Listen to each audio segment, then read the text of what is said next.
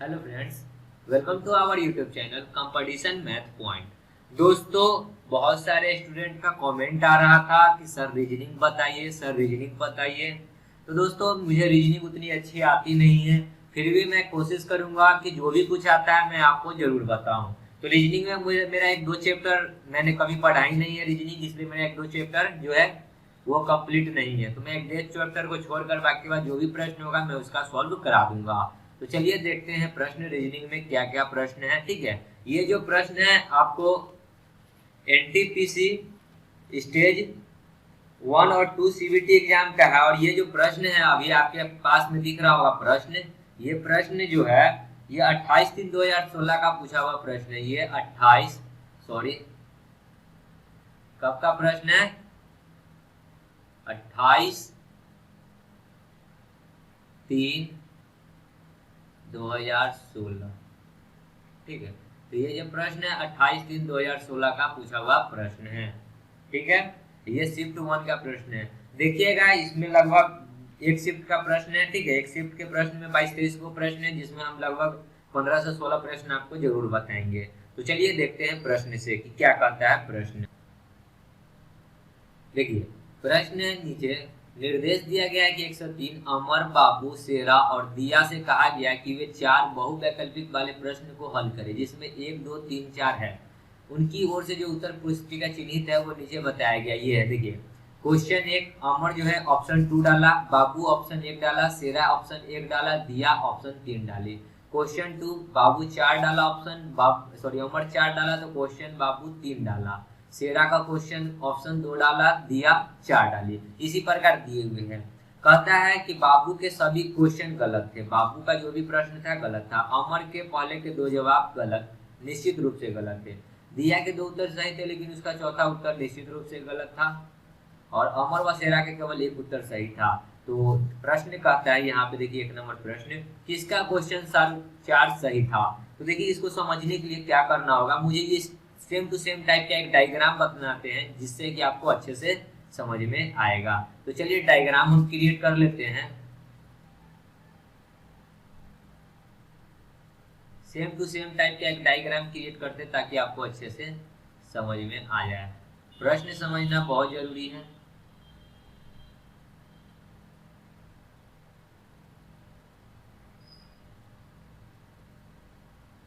ठीक है, एक खंड,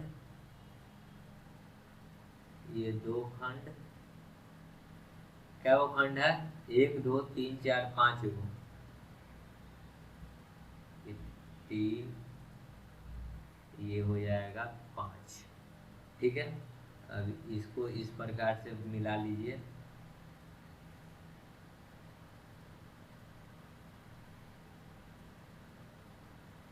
एक और खंड बनेगा ना, 5 खंड इधर भी है, तो एक खंड और इधर नीचे क्रिएट कर लेते हैं।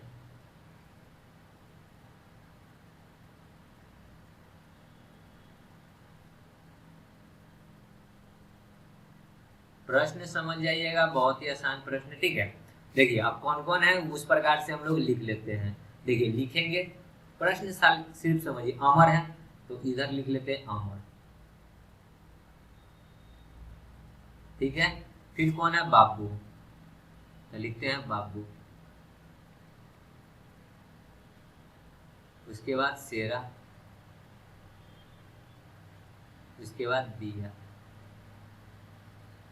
ठीक है, अब देखिए इधर क्वेश्चन 1 क्वेश्चन 2 क्वेश्चन 3 है, तो इधर हम भी लोग क्वेश्चन 1 क्वेश्चन 2 क्वेश्चन 3 कर लेते हैं।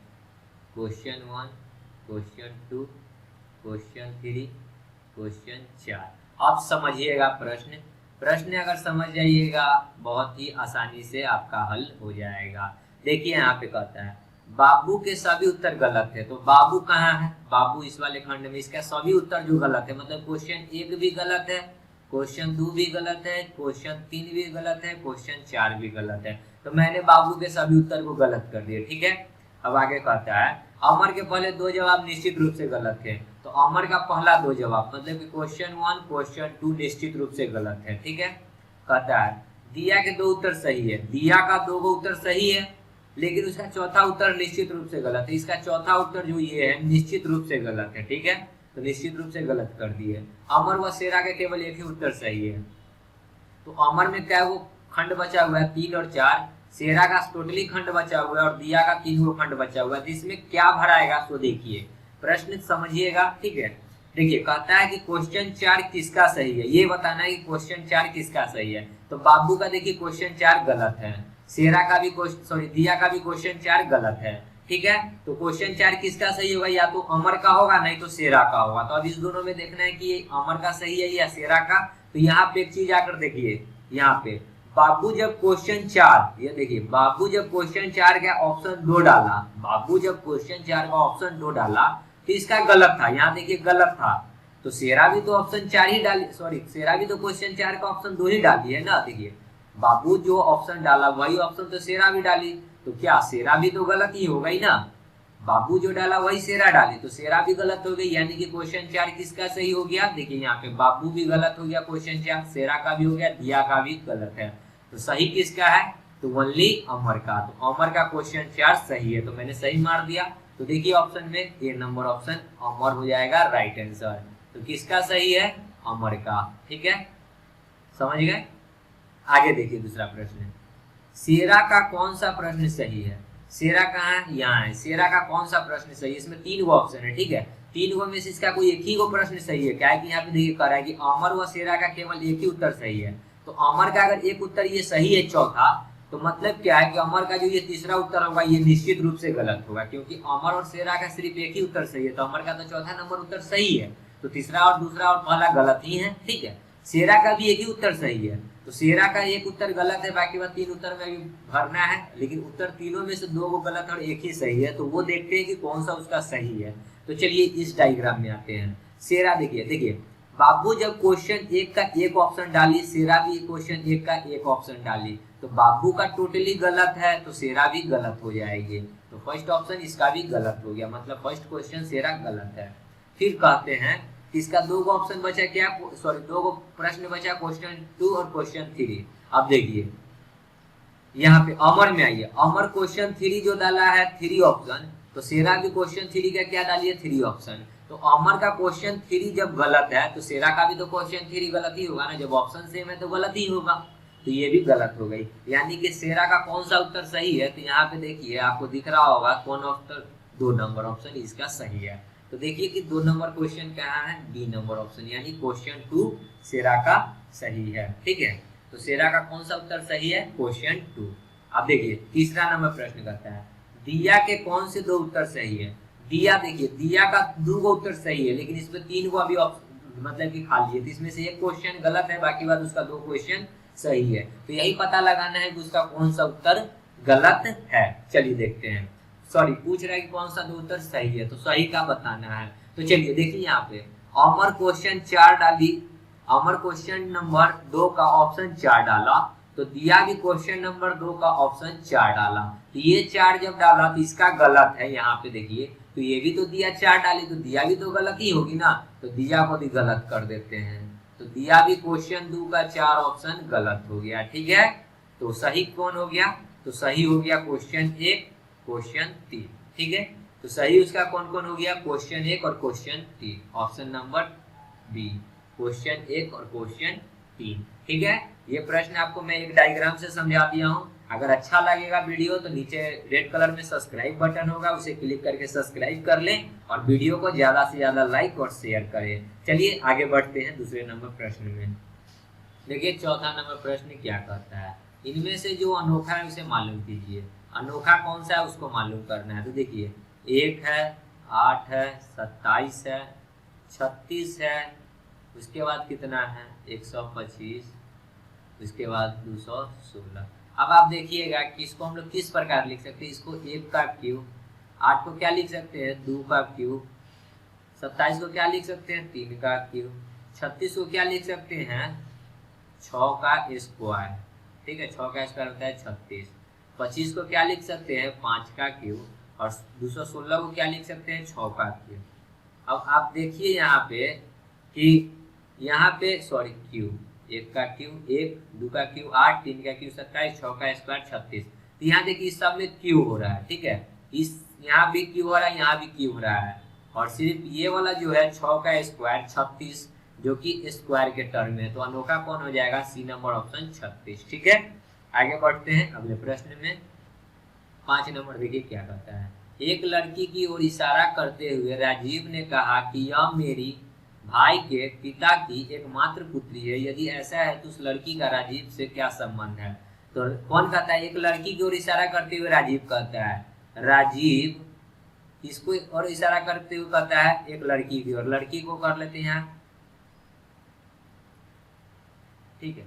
इसकी ओर इशारा करते हुए कहता है राजीव कि यह मेरी बहन के भाई के पिता, कहता है राजीव कि यह मेरी बहन राजीव की बहन मतलब क्या? मेरी बहन राजीव की बहन के भाई, राजीव के बहन के भाई, राजीव के बहन का भाई मतलब क्या? राजीव का भी भाई होगा, कि एकमात्र पुत्री है। राजीव के भाई के पिता की एकमात्र पुत्री है, मतलब कि ये जो लड़की है राजीव के बहन मतलब सिस्टर का भाई, मतलब राजीव का भी भाई के पिता, तो राजीव का भी पिता होगा, कि ये पुत्री है। ठीक है, तो ये राजीव और इसके में क्या संबंध है? तो इसमें और इसमें क्या है? बहन का संबंध है। ब्लड रिलेशन जो है ना, ये खुद अपने ऊपर लेकर बनाइएगा तो ही यह समझ में आएगा। ठीक है, चलिए आगे बढ़ते हैं दूसरे नंबर प्रश्न में।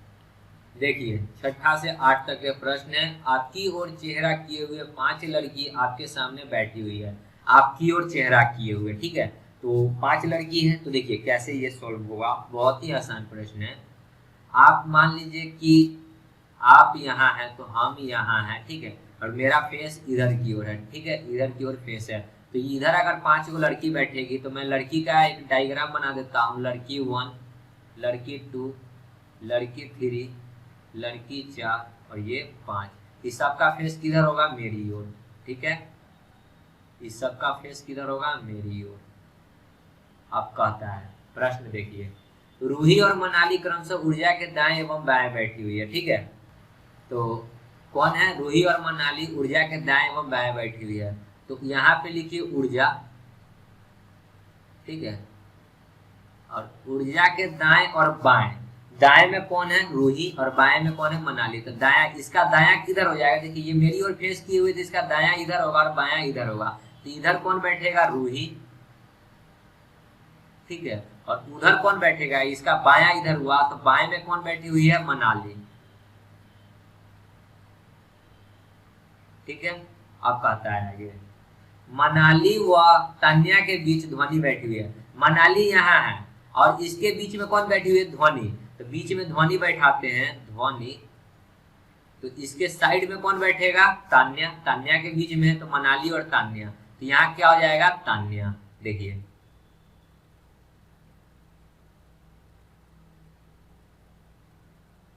तो यहाँ क्या हो गया? तान्या। ठीक है, अब ये हो गया एक सीक्वेंस, कौन कौन? रूही, ऊर्जा, मनाली, ध्वनि, तान्या। ठीक है, अब कहता है प्रश्न में 6 नंबर प्रश्न है ये, तान्या के दाएं कौन बैठी है? तान्या के दाएं, तान्या कहाँ है? यहाँ। इसका बायां इधर होगा क्योंकि इधर फेस की हुई है। ठीक है, तो इसका बायां इधर होगा, तो बायां में कौन बैठा हुआ है? ध्वनि। देखिए दिख रहा होगा ध्वनि, तो देखिए ऑप्शन में ध्वनि कहाँ? C number option. ठीक है, 7 नंबर प्रश्न देखिए क्या है, पंक्ति के बीच में कौन बैठी हुई है? तो देखिए पंक्ति का बीच कौन होता है? 2 गो इधर से छाटिए और 2 गो इधर से छाटिए, तो कौन है? 3 नंबर। 3 नंबर में देखिए कौन बैठी हुई है? मनाली। सो राइट आंसर क्या हो गया? C number option, Manali. ठीक है, अब आगे देखिए 8 नंबर, ध्वनि और रूही के बीच में कितनी लड़कियां हैं? ध्वनि और रूही के बीच में, ध्वनि कहाँ है? यहाँ है ध्वनि। देखिए ये है ध्वनि और रूही कहाँ है? यहाँ है। तो रूही और ध्वनि के बीच में कौन बैठी हुई है? तो कै गो लड़कियां हैं? 1 गो और ये 2 गो, तो क्या गो हो गया? 2 गो। तो देखिए 2 गो है क्या? B number option. ठीक है, समझ गए होंगे प्रश्न को। आगे बढ़ते हैं अगले प्रश्न में। 9वां नंबर देखिए प्रश्न क्या है, देखिए 9वां, उलझे हुए CCITRKE अक्षर को सुलझाएं जिससे वह एक अंग्रेजी का सही शब्द बन जाए, फिर सुलझे हुए शब्द का 5वां अक्षर बताएं। तो देखिए 9 नंबर प्रश्न है। ठीक है, प्रश्न कहता है कि लिखा हुआ है CCITRKE।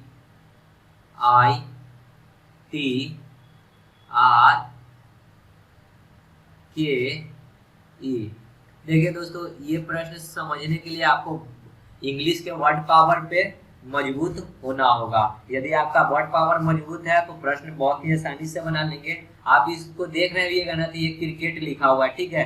क्रिकेट का स्पेलिंग क्या होता है? CR I। क्रिकेट का स्पेलिंग क्या होता है? CRICKET,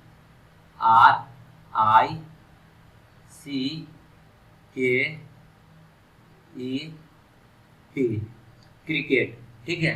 तो ये क्या लिखा हुआ है? क्रिकेट, CRICKET, क्रिकेट, ठीक है। तो यही चीज है, ठीक है। अब आपका अगर वर्ड पावर मजबूत होता है तो इतना आप बहुत ही आसानी से कर लेते हैं, ठीक है। अब कहता है कि सही शब्द बन जाए फिर सुलझे हुए शब्द का पांचवा भाग। तो पांचवा भाग बताना है, तो पहला, दूसरा, तीसरा, चौथा, पांचवा। पांचवा में क्या है? देखिए के। ऑप्शन में देखिए के कहाँ है? बी नंबर ऑप्शन, ठीक है। समझ गए होंगे प्रश्न को। आगे बढ़ते हैं अगले प्रश्न में। 10 नंबर देखिए क्या है प्रश्न। यदि निम्नलिखित संख्याओं को घटते क्रम में रखा जाए तो उनमें से बीच में कौन सी संख्या आएगी? घटते क्रम मतलब क्या होता है? सबसे पहले सबसे बड़ा, ठीक है।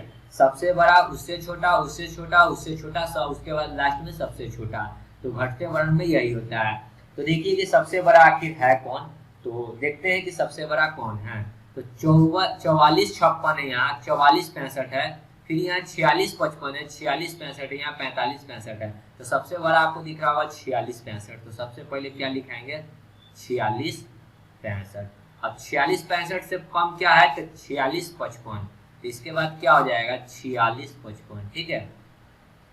अब इससे छोटा क्या होगा? 46 55 के बाद क्या हो जाएगा? 45 65, ठीक है।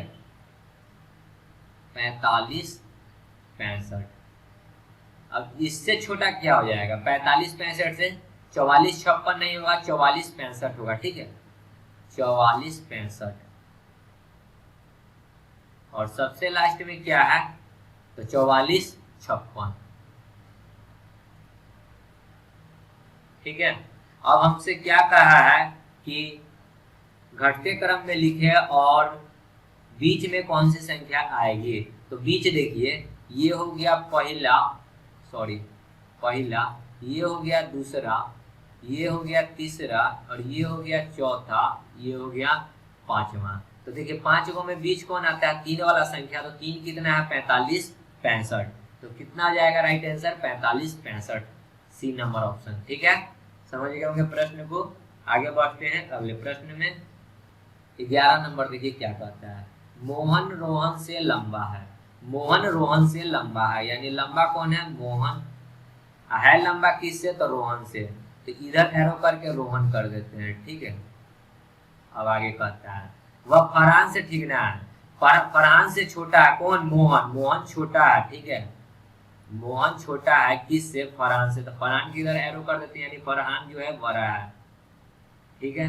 अब आगे कहता है ठीकना है। कानन मोहन से ठीकना है। कानन जो है वह मोहन से ठीकना है, मतलब मोहन बड़ा है यहाँ पे और कानन छोटा है। कानन जो है मोहन बड़ा है तो कानन छोटा है, कानन। आगे कहता है लेकिन वह रोहन से लंबा है। कानन जो है रोहन से लंबा है, यानी रोहन बड़ा होगा किससे? तो कानन से। तो रोहन की अगर लंबा कर देते, रोहन से लंबा है, सॉरी रोहन छोटा है, ठीक है। रोहन छोटा है। कहता है प्रश्न कि शंकर रोहन व सॉरी यहाँ, लेकिन वह रोहन से लंबा है। रोहन से लंबा कौन है? कानन है, ठीक है। कानन रोहन से लंबा है। आगे कहता है शंकर रोहन व फरहान से लंबा है। शंकर जो है ना, शंकर रोहन से भी लंबा है और फरहान से भी लंबा है। तो देखिए फरहान से भी लंबा है और रोहन से भी लंबा है। फरहान से भी लंबा है और इससे तो लंबा, रोहन से लंबा तो फरहान है और रोहन से भी लंबा है, ठीक है। तो कहता है कि सबसे लंबा कौन है। तो देखिए सबसे लंबा कौन है? शंकर जो होगा सबसे लंबा होगा। देखिए फरहान से लंबा है शंकर, तो सबसे पहले क्या आएगा? शंकर। इसके बाद कौन सा होगा? देखिए शंकर के बाद कौन होगा? तो फरहान होगी, क्योंकि फरहान जो है मोहन से लंबा है, ठीक है। तो फरहान हो जाएगी यहाँ पे। अब फरहान के बाद कौन है? तो रोहन लंबा है, ठीक है। फरहान के बाद कौन है? मोहन लंबा है, तो इसके बाद क्या होगा? मोहन। और मोहन के बाद कौन होगा, तो कानन। देखिए रोहन कानन, रोहन से कानन बड़ा है, ठीक है, कानन और मोहन से छोटा है, कानन से मोहन बड़ा है लेकिन रोहन से कानन छोटा है, ठीक है, सॉरी कानन से रोहन छोटा है। तो रोहन कहाँ जाएगा, सबसे लास्ट में। अब कौन आएगा, कानन, और उसके बाद जो बचा सो क्या आ जाएगा, रोहन, ठीक है। तो इस वाले सीक्वेंस में सबसे लंबा कौन हो गया, शंकर। सो राइट आंसर क्या हो जाएगा, सी नंबर ऑप्शन शंकर, ठीक है। आगे बढ़ते हैं अगले प्रश्न में। 12 नंबर देखिए प्रश्न क्या है। प्रश्न है नीचे दिए गए संख्याओं की श्रेणी में जो गायब है उसे दर्शाया गया है। नीचे दिए गए विकल्पों से गायब संख्या को चुने। तो कितना है, 6 है, 12 है, 20 है, 30 है, गायब के जगह पे x मान लेते हैं, x है, 56 है, और यहाँ कितना है, 72 है। तो देखिए एक चीज मैं समझा रहा हूँ, देखिए 6 से 12 हुआ, कितना बढ़ा 6, 12 से 20 हुआ तो कितना बढ़ा 8, 20 से 30 हुआ तो कितना बढ़ा 10, 30 से कितना हो जाएगा ये नहीं पता है, तो यहाँ 10 बढ़ा। देखिए किस सीक्वेंस में बढ़ा है, 6, 8, 10, तो यहाँ कितना बढ़ेगा 12, तो 12 बढ़ेगा तो 30 और 12 कितना होगा, तो यहाँ पे कितना आ जाएगा 30 और 12, देखिए 30 और 12 होके कितना आ जाएगा 30 40 2 42, तो x के जगह पे आ गया 42, और 42 से 56 होगा तो कितना बढ़ा 14, और 56 से 72 हो गया तो कितना बढ़ा 16। तो देखिए सीक्वेंस बढ़ रहा है 6, 8, 10, 12, 14, 16, दो का रेशियो बढ़ रहा है, इसलिए यहाँ पे क्या हो जाएगा 42। देखिए ऑप्शन में बी नंबर ऑप्शन 42, ठीक है। आगे बढ़ते हैं अगले प्रश्न में। देखिए 13 नंबर क्या कहता है, यदि ए बी, ये तो ब्लड रिलेशन का प्रश्न है, खुद से कर लीजिएगा, ठीक है। नेक्स्ट प्रश्न को देखते हैं। देखिए 14 नंबर प्रश्न क्या कहता है, यदि अमेरिका 1 7 3 4 6 5 1, इंडिया को लिखा 6 8 9 6 1, तब कनाडा को किस प्रकार से लिखेंगे। तो देखिए इंडिया लिखना कितना है, कनाडा को CANADA,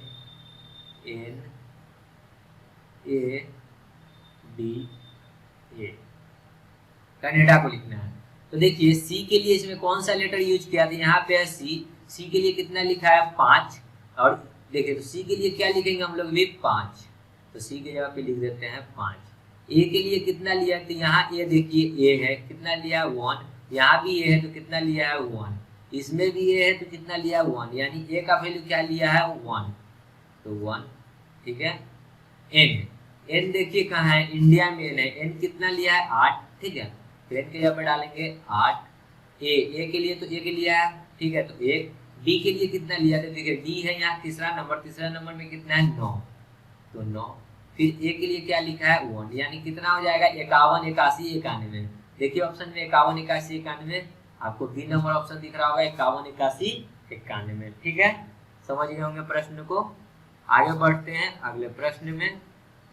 15 नंबर देखिए क्या है, आपको एक प्रश्न और 2 कथन दिया गया, यह बताएं कि प्रश्न का उत्तर देने के लिए कौन सा कथन सही है। प्रश्न है नैन के पास 3 अलग अलग रंग की 4 टोपी है, उसके पास कितनी नीली टोपी है। 3 अलग अलग रंग के 4 गो टोपी है, 4 गो टोपी है, ठीक है, तो टोपी 4 गो है, यानी 1 गो टोपी 2 गो टोपी 3 गो टोपी 4 गो टोपी, ठीक है। अब 4 गो टोपी में से कहता क्या है कि 4 गो टोपी में से 3 गो अलग अलग रंग का है। मान के चलिए ये अलग रंग का है, ठीक है, और ये अलग रंग का है, और ये अलग रंग का है, ठीक है, 3 गो अलग अलग रंग का है, और एक वो जो टोपी है ना, निश्चित है कि किसी न किसी एक टोपी से मैच कर रहा है। तो मान लेते हैं कि 3 नंबर टोपी और 4 नंबर टोपी एक ही कलर का है, जो कि हमने ग्रीन से दर्शाया है, ठीक है। 3 और 4 को टोपी क्या है, एक ही कलर का, तो हो गए ना 3 कलर, 1 2 और ये तीसरा कलर, ठीक है। अब कहता है प्रश्न कि उसके पास कितनी नीली टोपी है, नीली टोपी उसके पास कितना है ये बताना है। तो पता नहीं नैन के पास 2 सफेद टोपी है, ये कन्फर्म है कि नैन के पास 2 सफेद टोपी है। तो यदि अगर सफेद टोपी 2 गो है, मान के चलिए 3 नंबर 4 नंबर को मैंने एक कलर से दर्शाया है, तो ये दोनों यदि सफेद है, सफेद, ठीक है, तो ये एक कलर होगा और ये दूसरा कलर होगा, तब नहीं ये तीसरा कलर हो जाएगा सफेद, ये दोनों मिलकर। तो नैन के पास 2 सफेद टोपी है, तो उसके पास नीली टोपियों की संख्या बेज टोपियों की संख्या के समान है। तो नीली टोपी जितना है ना, जितना नीली टोपी है, ठीक है, कहता है कि जितनी नीली टोपी है और उसी संख्या के बेज टोपियां हैं, जितना नीली उतना ही बेज है। तो बेज कोई कलर होगा, ठीक है, बेज टोपी, तो नीली भी एक है और बेज भी एक ही है, तब ना ये एक एक बराबर है। और सफेद जो है दो कलर क्या है, 3 और 4 दो कलर क्या है, ठीक है। तो प्रश्न अब समझिएगा, नीचे कहता है कि केवल एक कथन पर्याप्त है। नयन के पास 2 सफेद टोपी है, ये तो सही बात है कि नयन के पास 2 सफेद टोपी है, लेकिन ये भी तो सही बात बोल रहा है ना कि उसके पास नीली टोपिया की संख्या बेज टोपिया की संख्या समान है। नीली भी एक है तो बेज भी एक है। आगे कहता है कथन 1 और 2 दोनों पर्याप्त है। हाँ, कथन 1 और 2 दोनों इस प्रश्न को सेटिस्फाइड कर रहे हैं। ऊपर में जो कथन दिया है, नयन के पास 2 टोपी है सफेद, तो 2 को टोपी मैंने सफेद कर दिया, तो ये दोनों एक कलर हो गया सफेद, तो ये दोनों जो है 2 कलर का होगा, ठीक है, एक नीली होगा तो एक बेज टोपी होगा। और दूसरे नंबर कथन में कहता है कि उसके पास नीली टोपिया की संख्या और बेज टोपियों की संख्या का समान है, मतलब नीली भी एक टोपी और बेज भी एक टोपी है जो कि समान है, एक एक क्या है, समान है। तो कथन 2 जो है सत्य है, सॉरी कथन नहीं, ऑप्शन नंबर बी सत्य है, क्योंकि कथन 1 और 2 दोनों सही है, ठीक है, समझ गए होंगे। आगे बढ़ते हैं अगले प्रश्न में। देखिए 16 नंबर प्रश्न क्या कहता है। प्रश्न है यदि काउ को 41 गॉड को 43 तो डॉग को क्या लिखेगा। देखिए काउ को लिखा क्या, COW, काउ को लिखा कितना 41, आखिर 41 लिखा कैसे काउ को। तो देखिए इसके लिए आपको ये जो ABCD का 26 लेटर होता है, 26 लेटर का आपको मतलब कि एक कितने स्थान पे है, बी कितने स्थान पे, ये याद होना चाहिए। तो सी कितने स्थान पे है, तो सी आता है 3 पे। देखिए ABC, सी कितना पे आता है 3 पे, ओ कितना पे आता है, तो आपको याद होगा तो ये प्रश्न बनेगा, नहीं तो आप लिख लीजिएगा, ठीक है। तो ओ आता है 15 पे, ठीक है, और डब्ल्यू कितना पे आता है, तो WXYZ यानी 23 पे, ठीक है। अभी सबको जोड़िए, तो 23 और 5 28 10 38 और 3 41, यानी कि क्या है कि अंग्रेजी का जो ये लेटर है और वो कितने नंबर पे है वही चीज को जोड़कर यहाँ पे लिखा है। उसी प्रकार लिखा है क्या गॉड को, तो देखते हैं गॉड को GOAT कितना लिखा है गॉड को 43, तो लिखते हैं गॉड को, ठीक है। जी कितना पे आता है, तो जी कितना पे आता है आपको पता होगा, जी 7 पे आता है, वो 15 आया है तो इसमें भी वो कितना पे आएगा 15 पे। फिर ए कितना पे आता है 1 पे, और टी कितना पे आता है, तो T20 होता है। याद करने का एक तरीका भी होता है T20, ठीक है।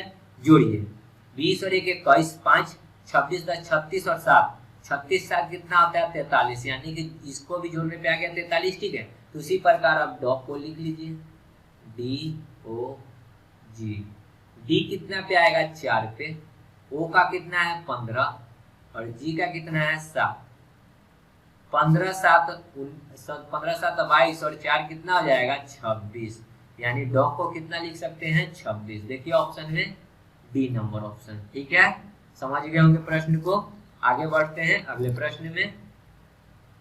17 देखिए क्या कहता है प्रश्न। जूलिया ने अपने घर से उत्तर दिशा में चलना शुरू किया, कुछ देर बाद वह बाएं मुड़ गई और फिर वह दाएं मुड़ गई, वह बाद में पुनः दाएं मुड़ी, तो अब उसका चेहरा किस दिशा में की ओर होगा। तो ये दिशा डिस्टेंस का प्रश्न है, दिशा निर्देश, ठीक है। तो हम लोग पहले पूर्व पश्चिम उत्तर दक्षिण क्रिएट कर लेते हैं। तो देखिएगा प्रश्न,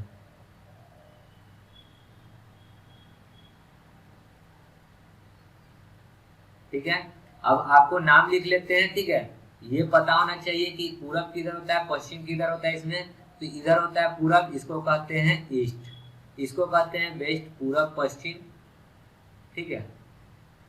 ऊपर में होता है उत्तर, नीचे में होता है दक्षिण, ठीक है।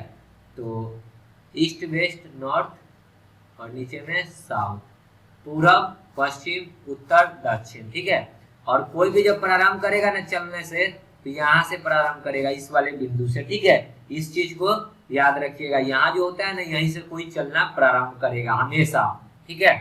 आप देखिए कहता है कि जूलिया ने अपने घर से उत्तर दिशा में चला, जूली कहाँ है, तो एक नया कलर से हम ड्रॉ करते हैं, तो यहाँ पे है जूली, ठीक है। अब ये कहता है कि उत्तर दिशा, उत्तर कहाँ है ऊपर, तो ऊपर में चलना प्रारंभ की, तो ऊपर में ले गए, ठीक है। अब कहता क्या है कि उत्तर दिशा में चलना शुरू किया, तो उत्तर दिशा में जब चली ऊपर, तो कुछ देर बाद बाएं मुड़ी। अब देखिए यहाँ पे चली, इसको मैं थोड़ा ऊपर ले आता हूँ, यहाँ पे मुड़ी, तो इसका जो चेहरा है इधर की ओर चेहरा है, इस साइड में। तो देखिए कि आप इमेजिन कीजिए कि यहाँ पे जब चेहरा रहेगा तो आपका दायां इधर होगा और बायां इधर होगा। ये हो जाएगा लेफ्ट, ये हो जाएगा क्या, राइट। इस चीज को ही आप याद कीजिएगा कि यहाँ पे जब आप खड़ा रहेंगे और उस साइड में मुंह कीजिएगा तो आपका लेफ्ट इधर होगा और राइट इधर होगा। तो कहती है क्या कि कुछ देर बाद वह बाएं मुड़ी। बाएं मतलब क्या होता है, दाया मतलब राइट और बाया मतलब लेफ्ट। तो इधर से यह इधर मुड़ी, ठीक है। इधर मुड़ी तब चेहरा किधर की ओर हो गया, इधर की ओर चेहरा हो गया, ठीक है। तो इधर की ओर चेहरा हो गया तो आप यहाँ पे अपना खुद को खड़ा करके रहिएगा। तो ऊपर में जो आ जाएगा ना, ऊपर में ये हो जाएगा, सॉरी, ऊपर में जो हो जाएगा ये हो जाएगा राइट और नीचे में ये जो आएगा ये हो जाएगा लेफ्ट, ठीक है। अब आगे करता है, फिर वह दाएं मुड़ी। दाएं मुड़ी इसका क्या मतलब, राइट गई ऊपर गई। तो चलिए ऊपर ले चलते हैं इसको, ठीक है। अब ऊपर गई तो ऊपर में है यहाँ पे, ठीक है। कहाँ गई, ऊपर में, ठीक है। तो ऊपर गई, दाएं मुड़ी। वह बाद में पुनः दाएं मुड़ी, फिर दाएं मुड़ी। अब यहाँ पे जब ये खड़ा है तो इसका राइट किधर होगा, इधर राइट होगा और इधर लेफ्ट होगा, ठीक है। तो कहता है कि मतलब कि दाएं मुड़ी है, लास्ट में फिर जो है दाएं मुड़ा। तो लेफ्ट किधर है, सॉरी राइट किधर है, इधर है। तो यह इधर मुड़ गई, तो इधर मुड़ी। तो उसका जो चेहरा है किधर है, इधर देखिए, इधर क्या है, कहता है कि उसका चेहरा किस दिशा में है। तो इधर कौन सा दिशा है, इधर देखिए ये कौन सा दिशा है, इधर की ओर जो एरो मारा हुआ है ये क्या है, ईस्ट। ईस्ट मतलब क्या होता है, पूरब। तो उसका चेहरा किसकी ओर है, इधर देखिए। आप इमेजिन कीजिए कि आप यहाँ पे खड़ा है इस प्रकार से, ठीक है। आप इधर की ओर खड़ा है, इधर सामने की ओर। तो आप किसकी ओर चेहरा है, पूर्व की ओर। तो राइट आंसर क्या हो जाएगा, पूरब की ओर। तो देखिए ऑप्शन में पूरब कहाँ है, ए नंबर ऑप्शन, ठीक है। ये दिशा निर्देश का प्रश्न है, ठीक है। आगे बढ़ते हैं अगले प्रश्न में। देखिए प्रश्न आगे 18 से 20 गो में प्रश्न है। निम्नलिखित जानकारियों को पढ़े और नीचे दिए गए सवालों के जवाब दें। 40 छात्रों की कक्षा में 28 तमिल बोल सकता है, 30 तेलुगु बोल सकता है। सभी छात्र दो भाषाओं में से कम किसी एक भाषा को बोल सकते हैं। सभी छात्र जो है दो भाषाओं में से कम एक भाषा तो बोल ही सकता है। तो अब प्रश्न नीचे जो दिए हुए, छात्रों की वह संख्या मालूम करें जो केवल तेलुगु बोलता हो, ठीक है। तो अब देखिए टोटल स्टूडेंट कितना है, टोटल 40 गो। टोटल स्टूडेंट कितना है, 40 गो। 40 गो में से क्या कहता है कि 28 गो तमिल बोलता है। तमिल जो बोलता है, तमिल वो क्या वो बोलता है, 28 गो। फिर कहता है तेलुगु, तो तेलुगु लिखिए। तेलुगु क्या वो बोलता है, 30 गो। जब इस दोनों को जोड़ेंगे तो क्या हो जाएगा, निकलेगा 30 20 50 और 8 58। यानी कि टोटल स्टूडेंट है क्या वो 40 गो, लेकिन भाषा कितना बोला जाता है, 58 गो, ठीक है। तो 58 जो गया, 40 से बढ़ गया 58, तो मतलब कि घटाइए। तो 58 में से जो 40 घटाएंगे तो जो बचेगा वो दोनों भाषा में बात करता होगा। तो कितना आ जाएगा, 18। यानी कि 18 को जो स्टूडेंट आया यह तमिल भी बोलता है और प्लस तेलुगु भी बोलता है। 30 से तमिल, 30 से तेलुगु, ठीक है। ये समझ जाइएगा, 30 से तमिल और 30 से तेलुगु, मतलब कि 18 को जो है ना वो तमिल भी बोलता है और तेलुगु भी बोलता है, ठीक है। अब प्रश्न कहता है, प्रश्न आइए 18 नंबर, कि छात्रों की वह संख्या मालूम करें जो केवल तेलुगु बोलता है। तो तेलुगु में 30 गो है, ठीक है। तेलुगु जो बोलता है, तेलुगु में क्या बोलता है, 30 गो। लेकिन 30 गो जो है ना कि तेलुगु नहीं बोलता है, इसमें कुछ ऐसा भी संख्या है जो तमिल भी बोलता है। तो वो संख्या क्या है, 18 गो। तो 30 गो में से 18 निकाल लेंगे तो कितना बचेगा, तो 12 गो। तो यानी सिर्फ तेलुगु जो बोलता है वो क्या हो जाएगा, 12 गो। ऑप्शन नंबर सी, ठीक है। केवल तेलुगु बोलने वाले की संख्या क्या है, 12 गो। अब आगे बढ़ते हैं 19 नंबर प्रश्न पे। छात्रों की वह न्यूनतम संख्या मालूम करें जो तमिल और तेलुगु दोनों बोलता हो। तो देखिए तमिल और तेलुगु का हमने निकाला है, कै गो निकाला है, 18 गो। तो कितना हो जाएगा, 18। तो तमिल और तेलुगु दोनों बोलता है, वो कितना आ जाएगा, 18 गो। दिख रहा है, ठीक है। अब 20 नंबर प्रश्न देखिए क्या कहता है। छात्रों की वह संख्या मालूम करें जो केवल तमिल बोल सकता है। तो केवल तमिल बोलने वाला, तो तमिल को कर लेते हैं 3। तमिल कितना बोलता है 28 को, लेकिन इसमें कुछ ऐसा संख्या भी है जो तेलुगु भी बोलता है। तो तेलुगु और तमिल जो बोलता है वो क्या वो बोलता है 18 को। तो 28 में से 18 घटा लेंगे तो जो संख्या प्राप्त होगा वो सिर्फ तेलुगु बोलता है। तो 28 में से 18 प्राप्त निकालेंगे तो कितना आ जाएगा 10 गो, यानी सिर्फ तमिल बोलने वाला का संख्या क्या है 10 गो। देखिए ऑप्शन में बी नंबर ऑप्शन। ठीक है, समझ गए। आगे बढ़ते हैं अगले प्रश्न में। 32 नंबर देखिए क्या कहता है प्रश्न। प्रश्न है देखिए, वक्तव्य 1 और 2 को पढ़े, निष्कर्ष 3 और 4 भी पढ़े। नीचे दिए गए वक्तव्य से विकृत किया गया है। वक्तव्य है कुछ पक्षी गधे हैं, मतलब कि पक्षी का कुछ हिस्सा जो है गधा है। तो पक्षी देखिए, इसको हम भी बनाते हैं थोड़ा फिगर से समझिएगा। मान के चलिए कि इस प्रकार का पक्षी है, पक्षी ठीक है, चिड़िया जिसको कहते हैं। ठीक है, ये जो चिड़िया उड़ रही है, ठीक है। तो मान लीजिए कि कहता है ना कि कुछ पक्षी गधे हैं, तो इतना पक्षी में से मान के चलिए कि ये जो इतना है, ये इतना चिड़िया है, देखिए ऊपर भी चिड़िया नीचे भी चिड़िया है। तो इतना में से ये जो चिड़िया है ये क्या है गधा है। तो गधा कर देते हैं, गधा। ठीक है, अब आगे कहता है 2 नंबर, सब गधे बेवकूफ है। अब जो भी गधा है, ये जो गधा बना, ये गधा, तो जितना भी गधा है ना वो क्या है बेवकूफ है। बेवकूफ मतलब क्या, मूर्ख। तो इसको कर लेते हैं बेवकूफ।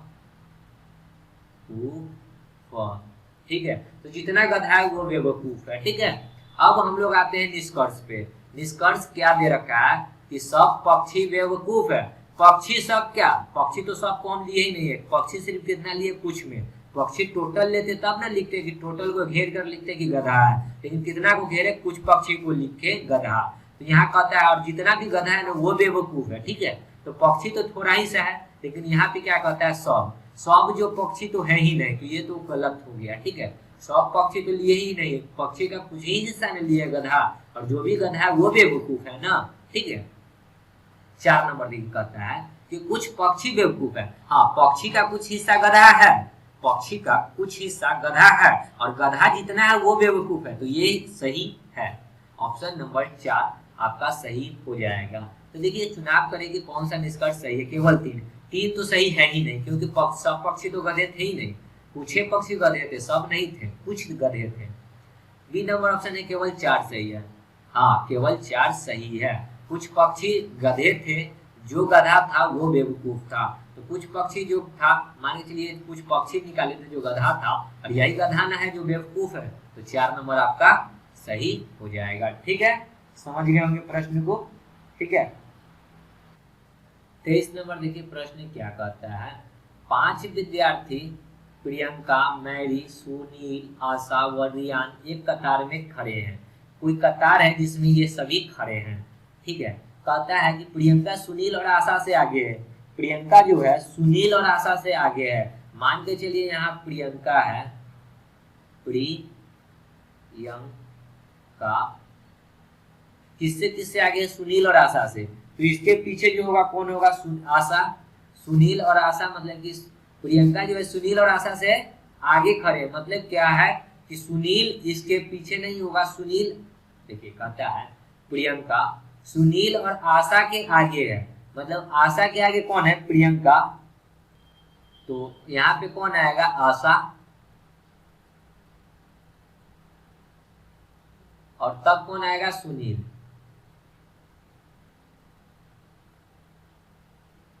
कह रहा है प्रियंका सुनील और आशा से आगे है। प्रियंका सुनील और आशा से आगे है। प्रियंका सुनील और आशा से आगे है। ठीक है, आगे कर दिए। रियान व आशा के बीच में सुनील है। रियान और आशा के बीच में सुनील है। यहाँ आशा है, यहाँ सुनील है, इसी के बीच में ना रियान होगा। तब ना देखिए यहाँ पे क्या आ जाएगा, रियान। प्रश्न पढ़िए फिर से। रियान व आशा के बीच में सुनील है। रियान व आशा के बीच में कौन है, सुनील। तो सुनील आ गया बीच में। सुनील व मैरी के बीच रियान है। सुनील और मैरी के बीच, तो सुनील और यहाँ पे मैरी होगा तब ना बीच में रियान आएगा। तो यहाँ क्या आ जाएगा, मैरी। ठीक है, तो मैरी के बीच में कौन है, देखिए सुनील व मैरी के बीच में रियान है, सुनील और मैरी के बीच में कौन है, रियान है। तो कतार में सबसे प्रथम में कौन खड़ा है, तो सबसे प्रथम में कौन है, प्रियंका। देखिए तो सबसे कतार में प्रथम कौन है, प्रियंका खड़ी है, ऑप्शन नंबर डी। ठीक है, सो राइट आंसर। समझ गए होंगे प्रश्न को। तो ये एनटीपीसी का स्टेज 1 का जो प्रश्न था, मैंने 23 तक के प्रश्न को आपको सॉल्व करा दिया है। तो मिलते हैं अब नेक्स्ट वीडियो में। वीडियो यदि आपको अच्छी लगती है तो जैसा आपका रिस्पॉन्स रहेगा उस हिसाब से मैं आगे भी बताऊंगा। अगर रिस्पॉन्स अच्छा नहीं रहा तो मैं ये रीजनिंग का क्लास बंद कर दूंगा। ठीक है, मिलते हैं नेक्स्ट वीडियो में, तब तक के लिए धन्यवाद। जय हिंद, जय भारत, वंदे मातरम।